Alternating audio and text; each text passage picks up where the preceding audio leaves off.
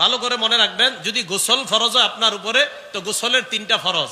1 number ভালোভাবে কুলি করা, 2 নাম্বার নাকের নরম জায়গা পর্যন্ত পানি পৌঁছায় দেওয়া, 3 নাম্বার সমস্ত শরীরে পানি পৌঁছায় দেওয়া।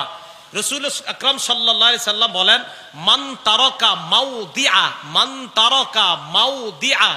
নবীজি সাল্লাল্লাহু আলাইহি সাল্লাম বলেন, শরীরের সামান্য অংশ যদি কারো শুকানো থাকে, পানি যদি না পৌঁছে, ইচ্ছাকৃতভাবে যদি এমন হয় যে তোমার শরীরে একটু অংশে তোমার অসতর্কতার কারণে গোসলে ওই অংশে পানি যদি না পৌঁছে, নবীজি সাল্লাল্লাহু আলাইহি সাল্লাম বলেন তাহলে তাকে জাহান্নামের আগুনের মধ্যে কাজা ওয়া কাজা ওই শাস্তি দেওয়া হবে। মানে নবীজি সাল্লাল্লাহু আলাইহি সাল্লাম সাবধান বাণী আমাদেরকে দিয়েছেন। তাহলে গোসলের সময় মাথায় রাখা, ভালোভাবে কুলি করা, নাকের নরম জায়গা পর্যন্ত পানি পৌঁছায় দেওয়া, সমস্ত শরীরে পানি পৌঁছায় দেওয়া।